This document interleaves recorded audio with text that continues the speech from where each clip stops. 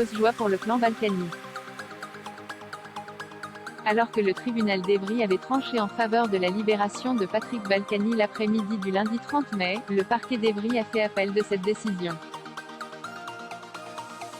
L'ancien maire de Levallois-Perret, Hauts-de-Seine, qui devait sortir de détention sans bracelet électronique mercredi 1er juin, restera finalement incarcéré à la prison de Fleury-Mérogis, Essonne. L'appel du parquet est suspensif jusqu'à ce que la Chambre de l'application des peines de la Cour d'appel de Paris statue, dans le délai maximum de 2 mois, a déclaré Caroline Lisan, la procureure d'Evry, dans un communiqué de presse.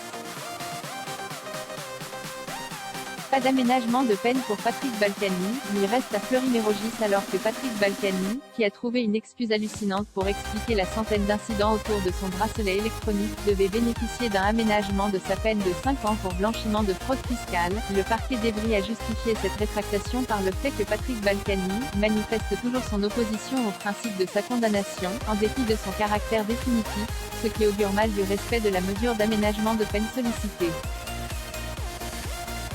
Pour la procureure d'Evry, cet aménagement de peine est de trop, en raison de fait que l'époux d'Isabelle Balkany ne justifie, au plus, que du paiement d'une somme totale de 7,000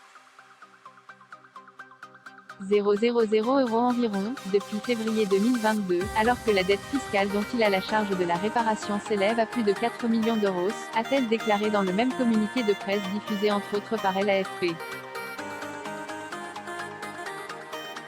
Les avocats de Patrick Balkany face à la décision du parquet, c'est un acharnement judiciaire. Les avocats de Patrick Balkany, Robin Vinsart et Romain Dieudonné, ont manifesté leur mécontentement et leur indignation face à cette décision, affirmant que leur client est victime d'une injustice. Le parquet n'aurait jamais interjeté appel contre un autre détenu. C'est un acharnement judiciaire contre Patrick Balkany, contre toute forme de logique, de raison et de droit, ont-ils déclaré.